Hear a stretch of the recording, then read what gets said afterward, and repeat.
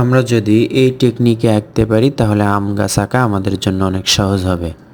দেখুন 3টা V letter আঁকলাম, নিচে থেকে উপর দিকে ডাল আঁকলাম, এই পাশেও আমরা ডাল আঁকলাম।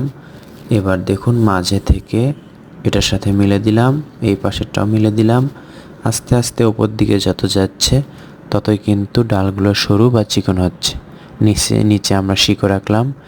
এই ডালগুলো দেখতে পাচ্ছেন আমরা একটু লম্বা করে দিব এবং চিকন বা সরু করে দিব। প্রত্যেকটা ডাল একই রকম করে আমরা দিচ্ছি, ইচ্ছা মতো দিব। এই ডালগুলো আপনার ক্ষেত্রে অন্যরকম হতে পারে বা ছোট বড় কম বেশি হতে পারে, কোনো সমস্যা নেই। রাবার দিয়ে দাগটি মিশে দেওয়ার পর এই যে দেখুন একটা শেপ করে নিব। এটা কিন্তু আমরা পুরোপুরি করছি না, এটা জাস্ট শেপ করে নিচ্ছি। শেপ করে নেওয়ার পর আমরা আমের গাছে আম আঁকবো। এই আমগুলো আমরা ইজিলি আঁকবো। যদি গোল হয় কোনো সমস্যা নেই, ডিমের মতো যদি লম্বা গোল হয় তাও সমস্যা নেই। আমের শেপগুলো করার পর আমরা কি করব, এই যে দেখতে পাচ্ছেন বাইরের যে শেপটি আছে এটা হালকা করে মিশে দিব, কারণ এটা আমাদের মেশানোর প্রয়োজন আছে। মেশানোর পর ওই শেপের মাঝেই আমরা আমের পাতা আঁকছি। আমের পাতা আপনারা হয়তো দেখেছেন লম্বা লম্বা হয়, এজন্য লম্বা শেপের যত ইচ্ছা আমের পাতা আঁকবো। ডাল থেকে, প্রত্যেকটা ডাল থেকেই আমরা আমের পাতাগুলো আঁকবো।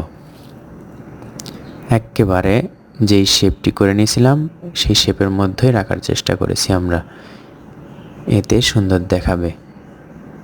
এখন আমের রং করছি আমরা, কি রং করব, আমরা কমলা রং করছি, পাকা আমের রং।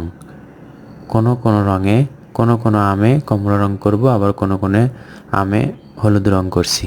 হলুদ রঙগুলো করার পর এক পাশে আমরা কমলা রঙগুলো করে দিচ্ছি, এতে আমগুলো আরও চমৎকার দেখাবে। এবার আমরা সবুজ রং অথবা হালকা সবুজ রংটি নিয়ে এই পাতাগুলোতে আঁকছি, পাতাগুলোতে রং করছি। সবগুলো পাতাতে একই রং করব, চেষ্টা করব দাগের বাহিরে না যায়। পাতাতে সবুজ রং করার পর মাঝে এরকম রং দিবেন। এটা সাইন পেন বা মার্কার পেন দিলেও হবে, অথবা পেন্সিল দিয়ে মাঝে একটি করে দাগ দিলেই হবে। এবার কাঁচা হলুদ রং বা খয়েরি রং নিয়ে এই ডালগুলোতে আমরা করব। এক রঙেই আমরা শেষ করে দিব এবং হয়ে যাবে সম্পূর্ণ একটি আম গাছ। আমসহ আম গাছ। কেমন লাগলো ভিডিওটি, শিখতে পারলেন কিনা কমেন্ট করে জানিয়ে দিন। ভালো লাগলে লাইক